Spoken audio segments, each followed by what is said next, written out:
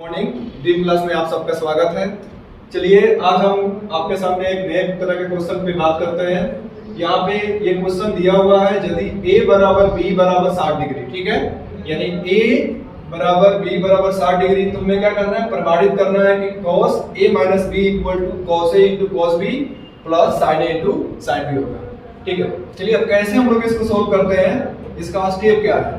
पहले हम LHS में जो दिया है उसको लिख लेते हैं। LHS में क्या दिया आपका cos a माइनस b, ठीक है, LHS में आपका दिया हुआ है LHS बराबर cos a माइनस b, ठीक, LHS इक्वल टू cos, और a और b का वैल्यू यहाँ पे दिया हुआ है, क्या दिया है, तो a का वैल्यू दिया है 60 डिग्री माइनस b का वैल्यू दिया है 60 डिग्री, ठीक है, तो 60 में से 60 को घटाएंगे कितना आएगा, 0 डिग्री, यानी cos 0 का मान कितना होता है, पता है सबको, cos 0 का मान कितना होता है 1, ठीक है। अब चलिए RHS पे आते हैं, यानी हमने LHS को सोल्व किया तो यहाँ पे कितना आया 1 आया, तो RHS का वैल्यू भी उतना ही आना चाहिए। यदि दोनों का मान बराबर आ जाए तो क्या हो जाएगा, ये हमारा प्रमाणित हो जाएगा, ठीक है।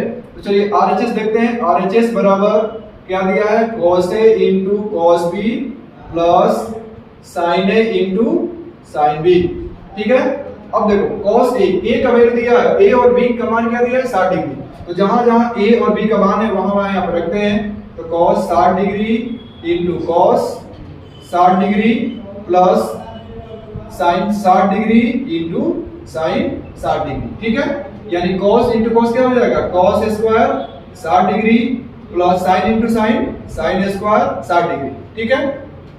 अब यहाँ पर हम दो तरह के यहाँ पे कर सकते हैं, ठीक है। हम चाहें तो यहाँ पे इसका वैल्यू डायरेक्ट 1 लिख सकते हैं, क्योंकि दोनों एंगल क्या है आपका बराबर है, और दोनों एंगल यदि बराबर होता है तो हमको फार्मूला पता है sin square theta plus cos square theta का मान क्या होता है 1 होता है। जब दोनों एंगल क्या हो आपका इक्वल हो तो a square plus b square यानी sin स्क्वायर यानी cos square theta plus sin square value कितना होता है 1 होता है, ठीक है। इसलिए LHS इक्वल टू RHS बराबर 1, ठीक है। Thank you. वीडियो अच्छा लगे तो लाइक शेयर और कमेंट जरूर करें।